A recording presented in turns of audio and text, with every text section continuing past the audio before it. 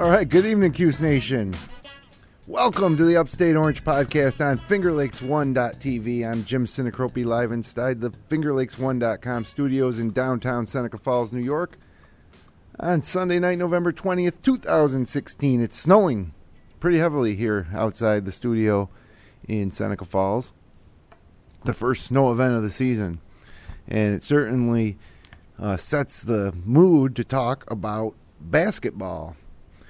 Specifically Syracuse basketball. The Orange picked up 2 more wins this week to start their 2016-17 campaign at 3-0. A 90-46 win over Holy Cross on Tuesday in the Dome, and a 71-50 win over Monmouth in the Dome on Friday night. Monmouth, is supposed to win the MAC or the MAAC conference and go to the NCAA tournament. So a decent test there for the Orange on Friday night. Both games part of the Brooklyn's Hoops Holiday Invitational, which will see the Orange against South Carolina State Tuesday night in the Dome and in the Barclays Center on Saturday afternoon to face South Carolina. So, we'll talk all about it tonight, along with some great Orange trivia, which if you're a Syracuse fan, long time or short term, you're going to love Conor's Corner trivia. It's the best part of the show, I think, and a real treat for any Syracuse basketball fan. And if you're a young fan, it's great to listen to learn some history. So I don't know what Brad's going to have in store for us tonight, but when he joins us in just a moment, we'll kick off the episode. And this episode, like all episodes of the Upstate Orange Podcast, is brought to you by Generations Bank with locations in Auburn, New York, Farmington, Geneva, Phelps, Seneca Falls, Union Springs, and Waterloo. Be sure to check out their mobile banking app or visit them online at mygenbank.com. And so, without further ado, I'd like to welcome in the professor, Brad Conor. How you doing tonight, Brad? Fantastic, Jim. Hope you're having a good evening yourself amidst the snow. Any snow out in Cincinnati where you're streaming in from? Not tonight. We actually had some yesterday. It was 75 on Friday, and we had snow flurries yesterday. Nothing stuck though, so we're not quite. Winter is not as impending here as it is there, unfortunately. No, I'm shoveling. We are shoveling. Today we're shoveling. We're breaking out the snow brushes, and the plows are out. It's crazy because, like you said, I played 9 holes of golf Friday in a short sleeve shirt. So, yeah. You know what? It's basketball season. There should be snow on the ground. That's how it is. That's how it ought to be. Yeah, we've had a nice run, but you're right. It's basketball season, and also from here on out, if you look at the Syracuse schedule, Brad, there's like one game of consequence every week. There's not like a stretch of boring blowout wins. And I can go through that with you real quickly here. For instance, yeah, please do, because I'm tired of playing teams like Holy Cross and Monmouth. Well, we got South Carolina State on Tuesday, but then we have the Gamecocks, an SEC opponent, in the Barclays Center, and then followed up on that game Saturday. You followed up with Wisconsin. In Wisconsin, Wisconsin's in the top 10 right now of the AP polls. That's Tuesday night at 7:30, and then we play North Florida, but you follow that up with UConn in Madison Square Garden. Boston University, followed by Georgetown in the Dome on December 19th. And then we have St. John's on the 21st of December, and then Cornell, and then the ACC tournament starts. So every single week here on the Upstate Hoops Orange Podcast, we're going to be talking about a game of consequence. And this week's game of consequence would be the Gamecocks at the Barclays Center in a game, Brad, where they're going to honor the Pearl, I guess, in his hometown, Brooklyn there. Yeah, that'll be good. They're doing something for Pearl there. They'll also do something for Pearl at the Georgetown game on the 17th of December. I expect a lot of tributes as we go through the season. I wish we were still in the Big East and we could have one at Madison Square Garden in March. But anytime they can honor the Pearl, it's an important thing for any Syracuse fan. Agreed. So let's get to it with our big 5 topics of the week. Kicking it off with topic 1, and that's, all you hear about this team is, how great they are and how deep they are and how talented they are and how big they are. And it's all true. It's all true. This team is underrated. We'll talk about that a little later. Underrated in the polls, I think. And nobody, what's the weakness? There's got to be some weakness to this team. We keep hearing all the good, and nobody's does the team have a weakness, first of all? And if they do, what is it? I struggle to find one. We talked about this question earlier today. I like the question because it makes us think a little bit about this team a little bit deeper than what we've been seeing in front of us, because everything we've seen has been positive. Are there any cracks in the armor? Yeah, probably. Coach Boeheim would always argue that they can get better on defense, and I'd agree. There were some things on defense that we could see. Things that if Holy Cross is exploiting or Colgate's exploiting, then chances are Duke and Carolina are going to exploit it. And I mean, I see some weaknesses maybe on the back line of the 2-3. They're getting some high-low action, some of these teams, so we've got to make sure that gets shored up. A lot of teams are getting three-point looks, so we've got to make sure that they can extend on shooters. Long rebounds. You're getting pretty nitpicky when you get to that point. But offensively, I don't see a whole lot of weaknesses. Monmouth held these guys down a little more than the other two teams, 71 points the other night, but they still move the ball well, and there's so many weapons. It's hard to argue with anything that we've seen offensively so far out of this team. Yeah, I agree. It's struggled to find a weakness because, like you mentioned, defense, especially the press, can get a lot better. I don't know if that's a weakness, but it's a place they certainly can improve on is their pressing, because with as deep as they are, we should see a lot more pressing this year. But if the press is good, if it's not, Boeheim won't run the press. Defensively, at times, like the second half of the Monmouth game, they held them, I think, to 20. The zone looks really good with the personnel we have. But I think that we can get a little lazy. Torian Thompson, in particular, when he's in there, I think the defense struggles a little bit just because he seems a little lackadaisical, maybe. But yeah, maybe a little bit. Freshman big men take some time. I get that.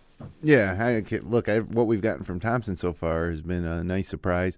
Of course, he went out with an ankle injury, but I haven't heard too much since then. But he should be all right. It didn't look like too major of an injury, but yeah, try to find a weakness on this team.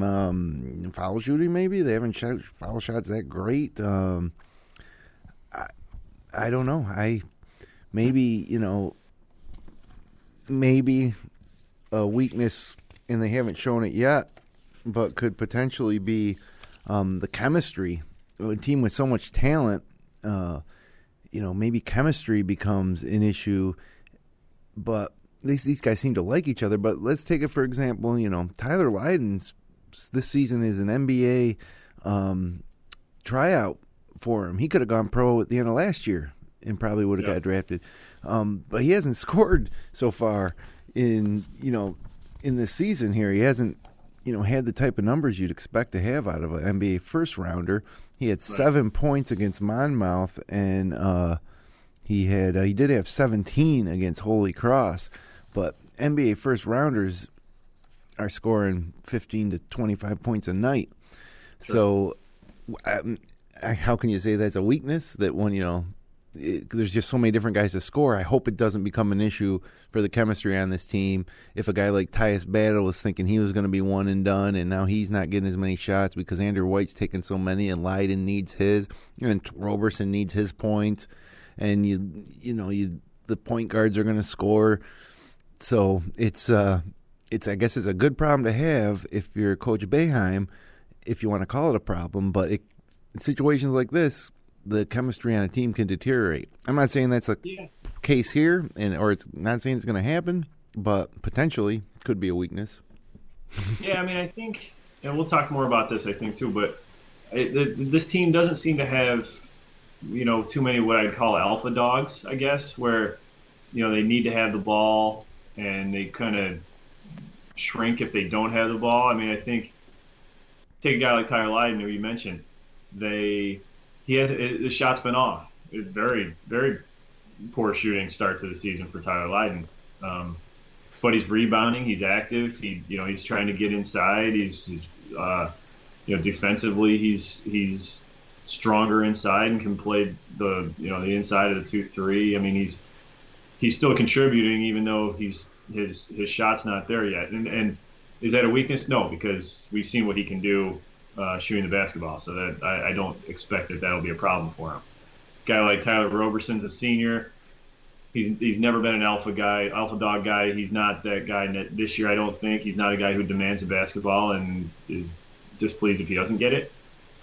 He's perfectly content, it seems anyway, that just to pick his spots to get a couple of mid-range jumpers and a lot of putbacks. They're trying to work him a little bit more on the low post and getting him post-up options and things like that. But he's not a guy that demands it and is going to create some problems within the group if he doesn't get that. Andrew White could potentially be that guy. I don't think we know too much about him yet, and he's certainly a high-volume shooter. But I haven't seen any problems with that so far anyway with this group. Well, in that vein, we were discussing, actually Hubert Davis was discussing how Hubert Davis always discussing this. Great teams have a go-to guy. And, you look at... If you recall, the reason this was brought up was because there were years ago, Hubert Davis criticized a Syracuse team that was number one in the country that they couldn't sustain it because they didn't have a go-to guy. They had 4 or 5 go-to guys, but they didn't have one, and so that was a negative on his mind. Well, that could be said for this team. We don't really know who the go-to guy is going to be. And when I say go-to guy, I mean end of the game, tied game, down 1, down 2. Who's going to have the ball in their hands? Who's going to shoot? Who's going to be on the court at crunch time? Who's the leader of the team? But who's the go-to guy in those situations? And I think, from what I've seen so far, that it's going to be Andrew White all year long. He can create his own shot. He has this nice step back.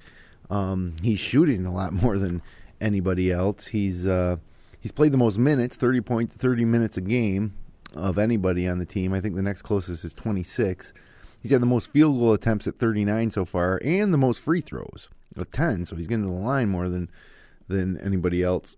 So to me, that's your guy. It's going to be Andrew White. He is Andrew White the third. He's the go-to guy this year. In the vein of Michael Benajay last year. Yeah, what was funny about last year when thinking about this question... Well, it ended up being Richardson maybe, though. Yes, that was exactly the point I was going to make, where we always had thought it was Benajay throughout the course of the year, but when it got into the tournament, it was Malachi Richardson. He ended up being the go-to guy against UVA, against Gonzaga, and Benajay played great games in both those games, but Richardson kind of, led the engine in those comebacks in those games, and Benajay didn't do much of anything against Carolina, and they needed Richardson to be bigger, and unfortunately he wasn't, and that was how they went. So yeah, it doesn't have to be a locked-in situation. It can be fluid game to game, which it may be with this team. Well, like last year, it could be a fifth-year senior in Andrew White, even though he's first year with Syracuse, and by the end of the season, a guy like Tyus Battle could develop and be another option for Coach Boeheim at the end of the games. As can Tyler Roberson is a senior. I think depending on the team we're playing, I think that you'll see Coach Boeheim go down to Roberson at the end of games. And like we just got done talking about, there's always Tyler Lydon. No problem with him having the ball in his hands at the end of the game. So, and we got 2 great point guards. So will there be a go-to guy? I think it will be Andrew White the third most of the time. Also that guy that you want to get a shot when the other team's on a 6-0 run or an 8-0 run and you want to stop that run, who are you going to go to? When you're struggling scoring, who are you going to put the ball in the hands of? So I think that'll be Andrew White the third, but there's so many options, and depending on how many close games Syracuse is in, we might see 3 or 4 different players take that shot with time running down at the end of a game. Yes, yeah, on this one, I think I'm going to disagree a little bit. You're going to need Andrew White to hit big shots, but I think Tyler Lydon gives you so many different options because he can post up, he can shoot from 25 feet probably. Certainly he can knock down 3-pointers. He can put the ball on the floor and go. We've seen a little bit of Andrew White putting the ball on the floor and attacking, but he a couple times we saw it against Monmouth and he got a shot blocked. Lydon is bigger and stronger. I think presents a lot more matchup problems for the defense than Andrew White does. What we've seen out of White so far early through the season, I mean, he's been dominant, and if that continues, then this is a moot point. But I think through the course of the year, I think this team will go as Leiden goes in the big games and the games against the very upper echelon of the ACC and into the tournament. I can't disagree with that. I think that a lot of what you see this time of year is a mirage. Yeah. They're operating with a comfortable margin most of the time in the second half. So we'll see. Whether South Carolina provides that challenge on Saturday, we'll see. Wisconsin certainly will, going on the road. That will be our first real look at what Boeheim's rotation I think is going to look like, because we still don't know just yet. We just still don't know. No. So, all right, let's move on to topic number 3 tonight. And I don't want to create any animosity here because we got 2 good point guards in Frank Howard and John Gillen. Gillen, the 5th-year senior transfer from Colorado State. Frank Howard came in more organically to the program, still young, still learning. And I like them both. But who would you defer to?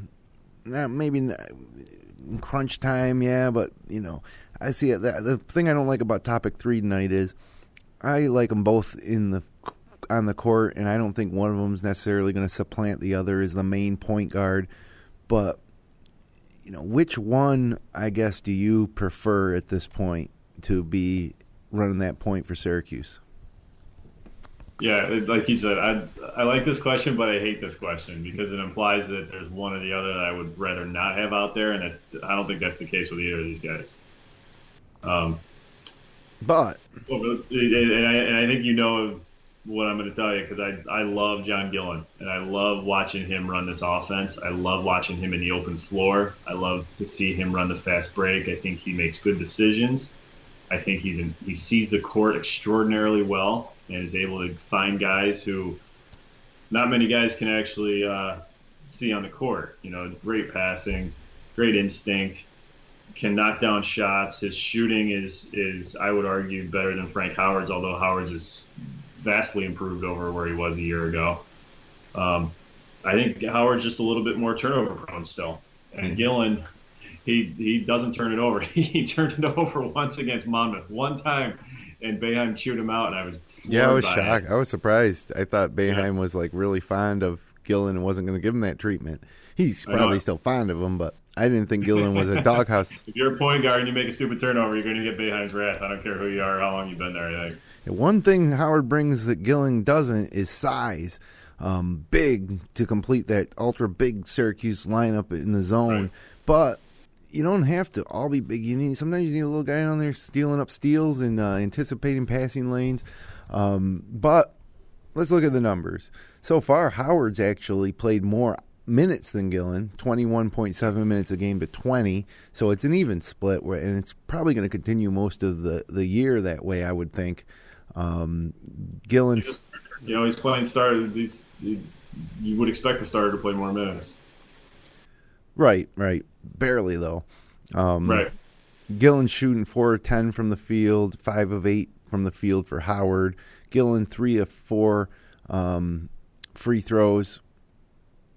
Howard 1 of 4. So that's not a good sign for Frank. You've got to get that percentage up when he gets a few more attempts under his belt.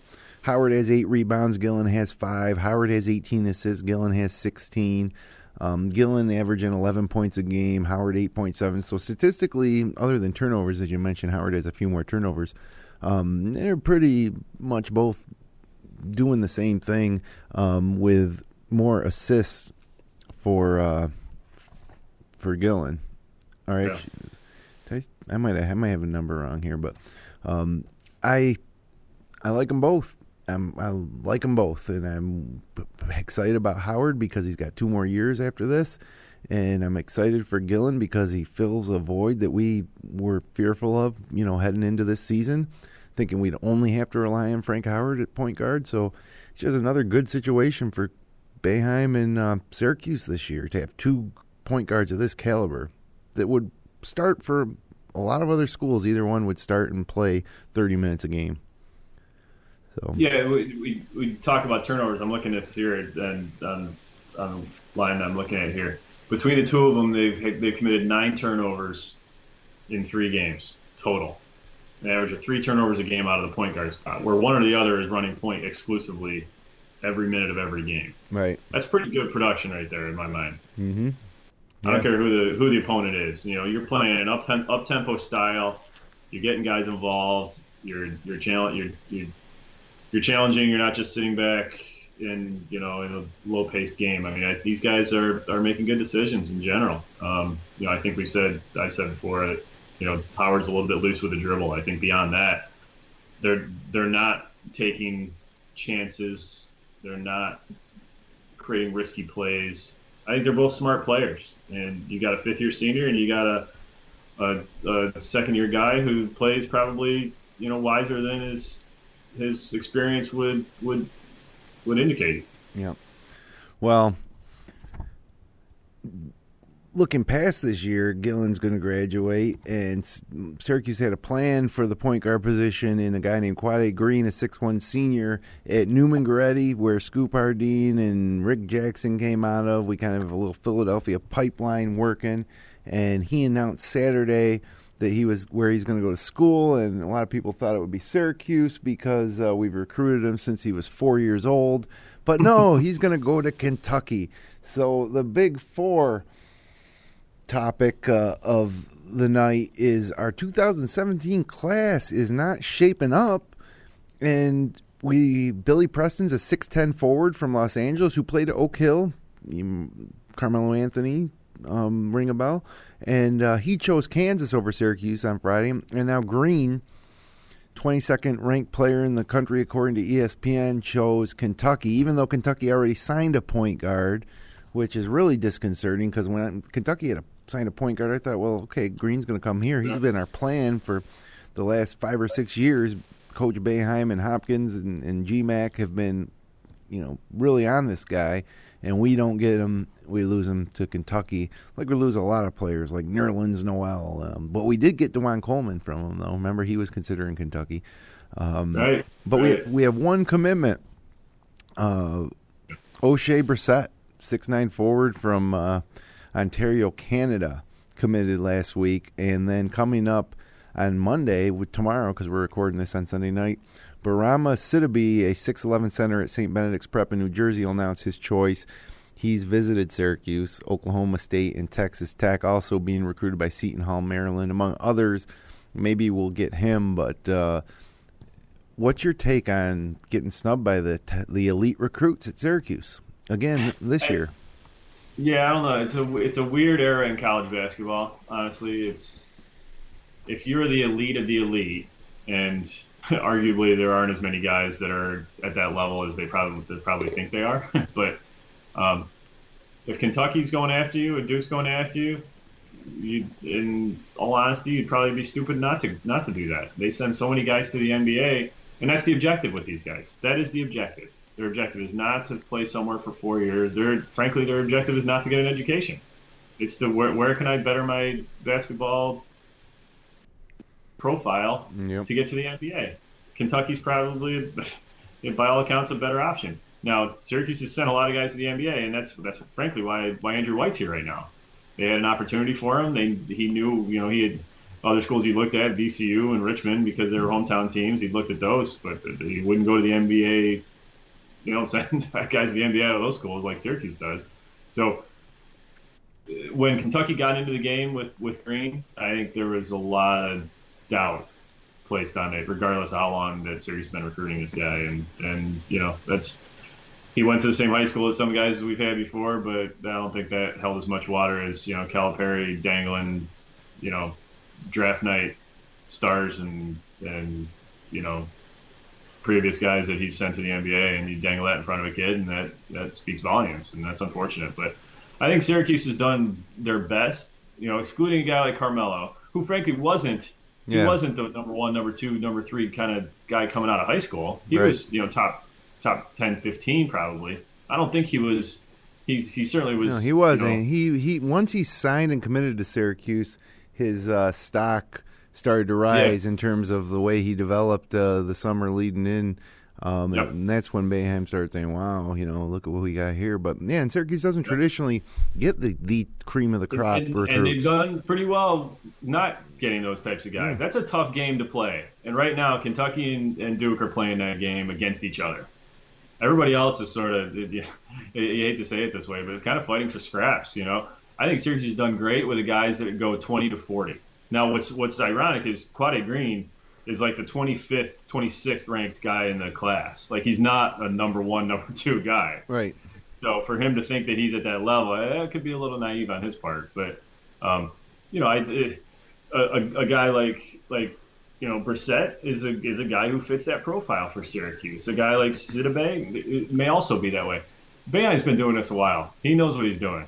I put all my faith in that guy to give us a class that will flower, a year, 2 years, 3 years from now. Do we need a point guard next year? No, we got Frank Howard. This guy thinks he's going one and done. Kentucky guys generally do. You can guarantee Quade Green's got in his head he's going one and done. Yeah. Because that's what happens when you go to Kentucky. Well, he's not going one and done at Syracuse because we got Frank Howard at point guard for next year. Yeah. So maybe it's a good thing that he's not there. And maybe we can get an under-the-radar guy who's a 3-star guy who ends up being like a Frank Howard. Frank Howard is probably a 3-star guy, and he could be a great point guard a year from now. And we got go ahead. So I don't, this isn't a doom and gloom in my mind at all.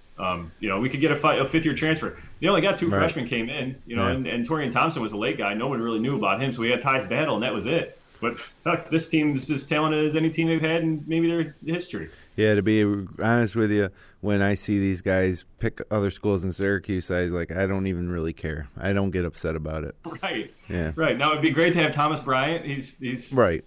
He's a great big man that I think would have been a great guy to land in the middle here. But they move on and we move on, and you make the best of what you've got. And it was pretty darn good last year. We ended up in the Final Four. But maybe we should do some homework coming up here and see what fifth-year grad transfers are going to be available to us next year, because we might be in that same situation where we're going into the summer still not knowing who's going to be on our team next year because we're trying to woo a guy like Andrew White III that dominated Syracuse basketball headlines all summer long, and then out of nowhere we get this guy named John Gillen, from Colorado State, and I'm going on YouTube watching John Gillen highlights to see what kind of player we got. I've never heard the name John Gillen. Yeah, so there will be guys, I predict, next year that come onto this roster that we have no idea who they are now. So maybe we should scour the rosters and find out what fifth-year seniors are going to be available, because I guarantee you Coach Hopkins and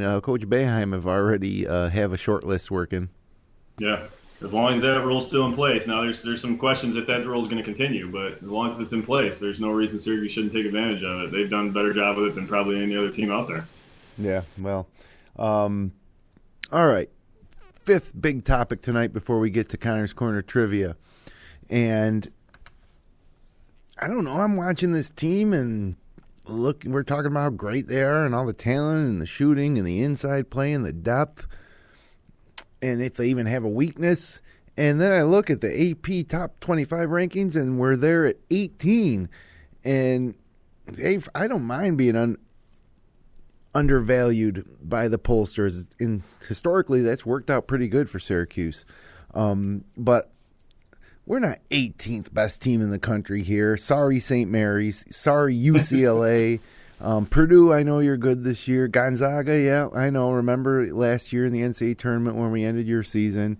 Even the Michigan States, Louisville's, Xavier's, and Arizona's of the world. And Virginia's up at number 8. And Indiana at 6. I can see this Syracuse team being a top 5 team.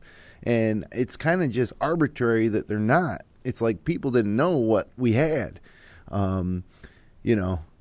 It's like Dino Baber said. They thought they were going to come in here and have an easy game. This Syracuse team's not the 18th best team in the country. They're a top 10 team, and I think it's clear to the eye test. And we're going to play South Carolina, followed by Wisconsin. I'm sure if we win both those games, that we're going to vault up the rankings. But even if we lose at Wisconsin, I still think this is a top 10 team. I mean, are the pollsters missing something here, Brad? It seems like it. I have a difficult time understanding how this team is only at 18th. I mean, in the preseason, they're destroying teams. You know, they beat Monmouth, a solid team, pretty soundly. They didn't destroy them, but they beat them pretty soundly. Now, the rankings aren't reflective of what we saw this week, but I can't fathom how somebody would think that St. Mary's is a better team than Syracuse. I can't fathom how someone would think Gonzaga is better when they just played. Dude, and is there just that understanding that A, Syracuse didn't have a great regular season last year, and B, they lost Mike Benajay and Trevor Cooney and Malachi Richardson. Yeah, I mean, there's some talent lost, but there's some talent that has come in too. When you bring fifth-year guy, I mean, you know, you bring in a guy like Andrew White, he, in a lot of ways, gives you as much, if not more, than a guy like Trevor Cooney did or a guy like Malachi Richardson did. You know, you had a fifth-year senior in Benajay. Can you replace that? I don't know, maybe not. But Tyler Lydon's an NBA guy, and he's better than he was a year ago. And Gonzaga lost some guys too. You know, they had some very, very strong guys that Syracuse took out in the Sweet 16. And I see Xavier. I see a lot of Xavier here in Cincinnati. I couldn't even begin to tell you why those guys are close to the top 10 and Syracuse isn't. Yeah. It's foolish to make too much of what we see this early in the season, but I don't know. I have a difficult time trying to understand why there's the negativity on this team, because they've got as many weapons as anybody short of, you know, Duke and Kentucky and North Carolina, maybe Villanova. I mean, and maybe it's just they're not on anyone's radar yet because they haven't played any national games yet. You know, you've seen these aircraft carrier games and these elite games that they always have this Duke, Kentucky, Michigan State, Kansas sort of, you know, free for all they have first week of the season. And so you see those guys and you don't see Syracuse. The Syracuse is playing Colgate. Well, pollsters, I think, generally will kind of look at the team, say this is who they lost, this is who they added. You know, and those losses seem so big, and they would with Benajay, Cooney, and Richardson. That's our top three backcourt players out. So I see why pollsters do that. And I also, historically, pollsters have been wanting to rank Syracuse lower than they should. I don't know why that is. It's these are national sports writers contributed into this poll. A lot of them don't take that close a look. It's funny, though, that you mentioned, we lose one fifth senior in Benajay, and we had another one in Gillen and White, but you know, Benajay was forced to run the point for this team, and he was never a point guard. He did a great job his senior year, but we're replacing him now with a fifth-year senior who is a point guard. Right. And, you know, to go along with a more experienced Howard, you mentioned Andrew White being every bit of what Richardson gave us last year. I mean, whether he'll have that magic in the postseason that got us over Virginia, I don't know. But and Malachi Richardson's in the D League. He's not on the Sacramento Kings roster to start the season. He's starting the D League. So instead of being here, if he was, Andrew White wouldn't be here. Syracuse probably would be ranked higher because of all the hype. But we got a better, more complete player in Andrew White probably than Richardson.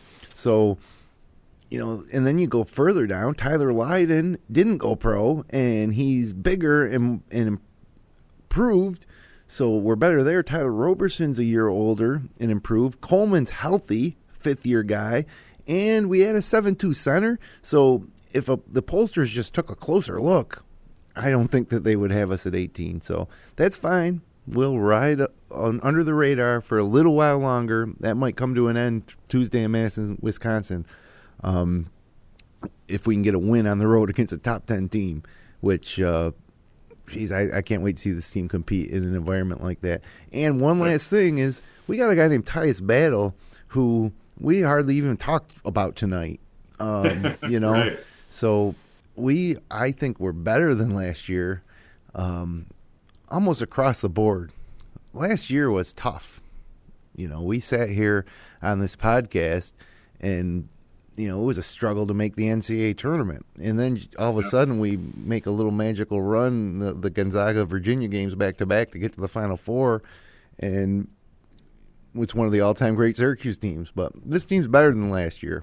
You know, whether they'll get to the Final Four or not. But I can guarantee you, knock on wood, that it's not going to be an issue getting in the NCAA tournament. You're not going to be, you know, sitting there on Selection Sunday like we were this year on pins and needles. But last year's team lost 14 games. This team will not lose 14 games. I don't see any possible way. Yep. So, under ranked at 18, no doubt. So, all right, Brad, we're at about the halfway point of the show. A little long. We've gone a little long, but it's time to step back and have a little fun with some great Orange trivia here on Conor's Corner. All right. We talk a lot about Coach Boeheim's reluctance to go deep in his bench, and he narrows the rotation as we get into the season. So we're 3 games in right now, and without looking at what you have in front of you, how many guys are averaging 30 minutes a night tonight so far in this team? Okay, I know that is just one, and that's Andrew White. Right. When was the last time Syracuse had a team where only one guy averaged 30 minutes a night? Oh, my. Well, it wasn't recent history, or too recent history. So last year, Syracuse had 5 guys that averaged 30 minutes a night. So you talk about the epitome of a tight rotation. That's it. I'm struggling with this one here. I'm going back kind of year to year in my mind, and I'm starting to get lost. I think you might have to. Jeez, I don't even know if I could hazard a guess at this one, but I will make a wild guess. I'm going to say it was. Geez, that's not. Every time I think I have a guess, I think of another guy on the team that definitely had that many minutes. Let's go back to Preston Shumpert's team. Let's say Preston Shumpert. That's a wild guess. Man, that's going way back. No, it's happened more recently than that. Okay. So I can tell you because it's kind of obscure. And this is one of the best Syracuse teams in recent history that had this as the case. 2012. The team was 34-3, 17-1 in the Big East. Went to the Elite Eight. Had talent up and down the roster. Michael Carter-Williams was on that team and barely played. Oh, right. So was it Scoop? Was Scoop the 30-minute guy? No. Chris Joseph was the only guy that averaged 30 minutes a night. Wow, that's kind of crazy. Yeah. So it got me thinking about what makes the perfect setup, right?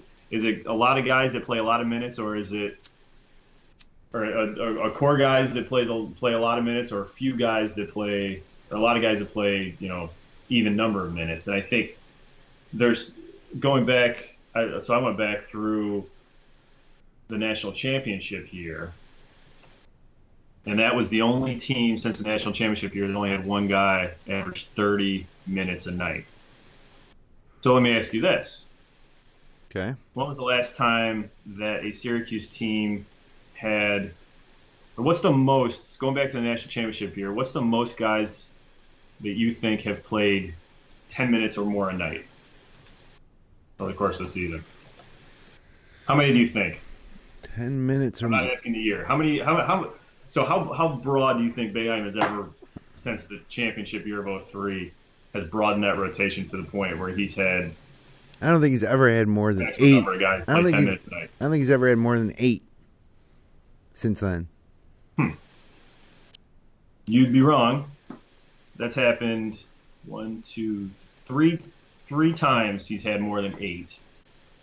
Never more than 10, though. Never more than 10. No, absolutely so not. 10. There was a year when he played 10 guys. There was a year when he played 10 guys had more than 10 minutes a night. And again, you go back to that same 2012 team. So they had one guy playing 30 minutes, and then I guess that would make sense. Right. Yeah, mathematically, obviously, that makes better sense. But, and you think of one of the great teams in the history of this program, that's, that may be the recipe that they followed to success. They had a lot of guys that they were able to get in, create a lot of depth, Well, The yeah. defense was great that year. They had a lot of options. So you had Chris Joseph played 32 minutes a night. You had C.J. Fair at 26, Scoop at 25, Fab Mello at 25, Deion Waiters 24. And then below that, you had James Sutherland playing 16 minutes a night, entirely off the bench, didn't start a game. You had Vikita playing 12 minutes a night. You had Rakeem Christmas 11 minutes a night. And you had Michael Carter-Williams 10 minutes a night. And Carter-Williams was spot duty at best. And you had... He was the 10th guy on that team playing 10 minutes a night over the course of 37 games. And you had Mookie Jones not playing 10 minutes a game. Mookie Jones played 5 minutes a night on that team. Poor Mookie Jones. Yeah, he played every minute of every game in his own mind. So, yeah, that is pretty interesting. And did you notice anything going back in the 80s in the way he manages his playing time? So I didn't analyze it that far back, but that's a good question. When I think back to like the '87 Final Four team, I know that team went 8 deep pretty solidly, but it was probably the extent of it. You think back to the Pearl years, and they probably didn't go in deep consistency. Right. 8 seems to always be the number that Boeheim's comfortable with, and even in a year like 2012 where he went 10 deep. Carter Williams probably got a lot more minutes in the preseason and the pre-Big East games than he did once he got into conference play. But still, he's out there 6-7 minutes a night probably in conference play, which offsets the 17-18 minutes maybe he was getting in preseason. Yeah. And 6-7 minutes is nothing to sneeze at in a conference game. You're a contributor at that point. That's really what this question's kind of about. It's how many guys on the roster actually contributed in the games that count for Syracuse. So, yeah, that's a pretty good... with this team, this team's got how many guys average 10 minutes a night so far without looking at paper and printing? Oh, geez, let's say I would say 10. No, just 9. Really? Who am I missing? Matthew Moyer doesn't play. Oh, yeah, okay. I guess we're 9 deep. So it's all 9. But how many guys play 15 minutes a night? So to me, 15 minutes seems to sort of be that kind of line between contributing and sort of being a spot player. Geez, almost everybody has got to be getting that 15 minutes. Maybe Torian Thompson isn't? So the only guy that's not is Dajuan Coleman.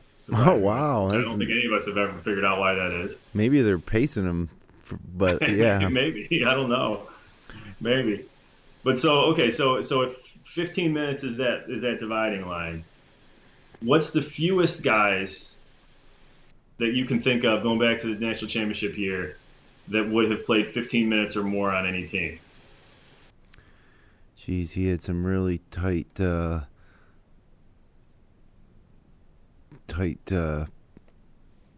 oh man, let's see. The 2014 team with like Ennis, Cooney, Fair, Grant, and Christmas.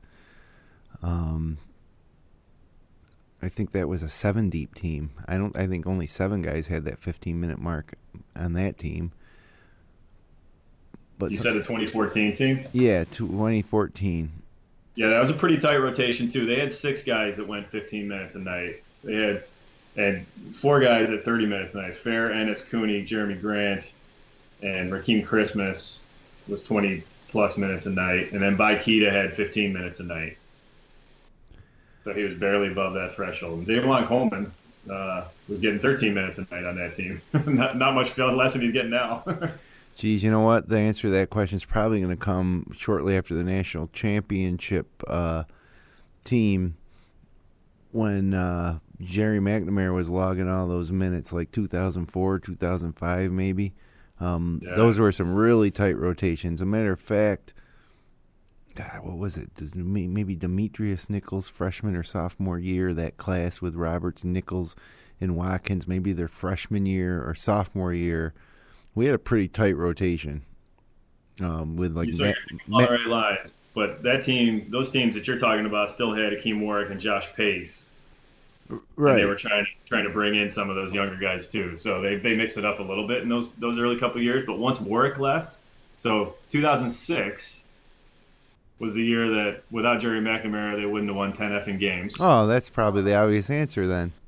That is the answer. Guys. 2006 is the year. So in that year, only 5 guys played more than 15 minutes a night. And 2 of them were Darryl Watkins and Terrence Roberts. So, Boeheim was McNamara right. Playing 35 minutes a game. Nichols 33 minutes.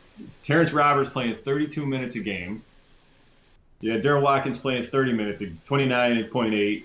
You had Devendorf on that team playing 27 minutes. It might have been his freshman year. It was. And that was it. Those 5 guys. Josh Wright and Matt Gorman and Louis McCroskey. 25 minutes a night. And next highest was Louis McCroskey playing 14 minutes a game. Huh. And then Josh Wright at 13 and Matt Gorman at 10 minutes a game. And Andy Routens, as I think a freshman on that team, or maybe a sophomore, had 8 minutes a game.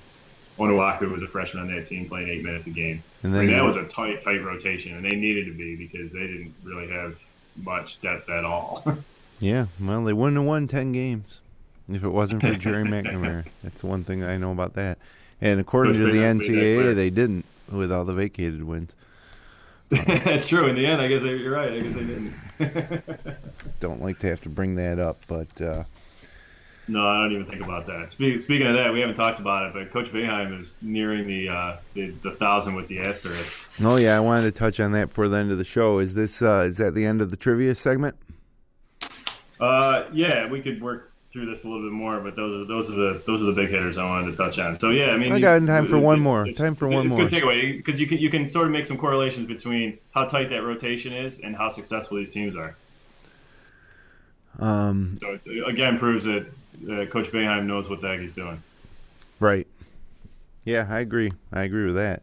So, taking a look here at the upcoming schedule for the Cuse, it looks like the Brooklyn Holiday Hoops Invitational rolls on for Syracuse here with game Tuesday night against South Carolina State, 7 o'clock tip in the Dome. And then it's South Carolina, the Gamecocks, on Saturday at the Barclays Center in Brooklyn for a 2 p.m. tip on Saturday after Thanksgiving. After that, the Orange head to the ACC Big Ten Challenge, where they'll be going to Madison, Wisconsin for a 7:30 tip on Tuesday, November 29th, followed by a Saturday game hosting North Florida at 4 o'clock. That's an odd tip time in the Dome. And then it's UConn on Monday, December 5th, 7 o'clock in Madison Square Garden, followed by Boston University, the Terriers, on December 10th, noon tip in the Dome. And then 1 week, full week, until they play again against Georgetown in the Dome, another noon tip on December 17th. Eastern Michigan on the 19th, St. John's on the 21st. And then Christmas, Cornell Big Red come to town on December 27th. And then New Year's Day, Syracuse kicks off the ACC schedule at 12:30 against the Boston College Eagles. So, know anything about South Carolina? I got to admit, Brad, I did not do much homework in terms of previewing the big game this week against South Carolina. No, I can say the same. I don't know a lot about him. I think Frank Martin's still their coach. Beyond that, I don't know a lot about him. Yeah. SEC basketball not as imposing as football. And No, I don't spend much time studying SEC basketball. A virtual home game for us too in Brooklyn, as opposed to South Carolina. Should be a pro-orange crowd. And man, everything's all roses now, but we slip up and drop that one heading into the Wisconsin game, and geez, that could be tough. But I'm predicting 2 wins for the Cuse this week, and maybe how they handle a big conference opponent like South Carolina will be give us more confidence, in this team. Maybe they are better than we even think they are. So I'm not inclined to make too much of South Carolina. Only, I mean, they're not really a perennial power, and they're not on my radar, honestly. I mean, it's nice that they're not playing, Buffalo or Bonaventure, or Oh, Bonaventure would be a great game. I wish we'd play them more often. No, I like them getting out of the state just to test themselves with other teams that we're just not as familiar with, and that they're not as familiar with either. Well, we got about 7-8 minutes left here in the show, and you touched on it just a moment ago. Coach Boeheim is closing in on 1,000 wins, but it's an asterisk 1,000. He has 988 total wins. We all saw most of them. But the NCAA, for some reason, thinks he only won 887. So I don't know. It happened, man. I watched all of them, most of them. Why isn't there an effort? Like Joe Paterno had his wins reinstated. Why isn't there an effort for Syracuse to get these wins reinstated for Boeheim? Boeheim says he doesn't care, but I'm sure he does care, and I care. Everybody cares. We should be celebrating this guy's 1,000th win. Only one other person, or one other person has won 1,000 games, right? Bobby Knight didn't win 1,000. Just Krzyzewski. No, just Krzyzewski. And so now here we are. This should be a great year, for Coach Boeheim, with the media spotlight on him as he closes in on 1,000, something that only one other person in the history of college basketball has done. And because of some crazy, I don't understand how you can penalize in this manner Coach Boeheim and the teams that we beat in those vacated wins, which there's 101 of them. They had to keep the loss, so who beat them if we didn't? It's a strange parallel universe in which both teams get a loss for that game. Yeah, it's a travesty, really. I think the difference is the paternal lovers, they're so hung up on his legacy and protecting everything that they think that he was about. And with Boeheim, we're just content to enjoy it as it is. And I don't think we're as concerned with his legacy and what happened in the past. Well, he's at 988, so 12 more wins. He's got 1,000. I'm sure we're going to celebrate it. Onondaga County Supervisor Mahoney has already started preparations for honoring him when he wins 1,000, regardless of what the NCAA says, how many games he won or lost. But it's just stupid. It muddles the record books for everybody. It's a pain in the neck, and it's just kind of a dumb way to penalize somebody. It's always been just spiteful. It feels like, you can take scholarships away, you can fine somebody, you can suspend somebody, but it's just kind of a kick in the backside to give them that on top of it, because it doesn't mean anything. It affects nothing and no one. Yeah, well, it is kind of silly, but I'm just disappointed that Coach Boeheim he's always the underdog. And, yep. I guess that'll continue. He doesn't do himself any favors. He's feisty. He's thornery. He doesn't, bow down to the powers that be, and that's kind of why we love him. And that's kind of why those that aren't affiliated with this program don't love him. Yeah. But he's our guy, and that's fine. Well, another great hour up here talking Syracuse hoops with you, Brad. Yeah. Things are going to kick in, as we mentioned earlier, with pretty much a marquee game every week from here on out through the ACC schedule. And so far, it's been fun to watch this team. It's going to continue, I think, to be fun to watch this team and see how they mold together. And really excited to see them play some major conference competition coming up here. And, we'll be back here next Sunday night probably to do it at 9 o'clock next Sunday night as well, to talk all about, hopefully, our Brooklyn's Hoops Holiday Invitational Championship. Is there a championship associated with it? Because it's not bracketed. It's just the set of round robin games, I think, isn't it? Yeah, I mean, if Syracuse loses, they still play South Carolina on Saturday. So yeah, we can call ourselves champions. That's cool. Yeah, I'll tell you, I just did some quick intelligence. South Carolina beat Monmouth in overtime the other night. Ooh, okay. Last week. So and then they beat South Carolina State by 40.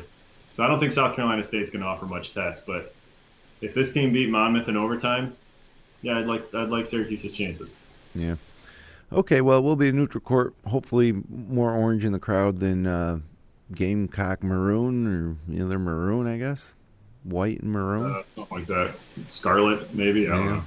Well, Either way, it's tis the season, my friends. So everybody have a happy Thanksgiving on Thursday. Enjoy the game Tuesday. Enjoy the matinee on Saturday.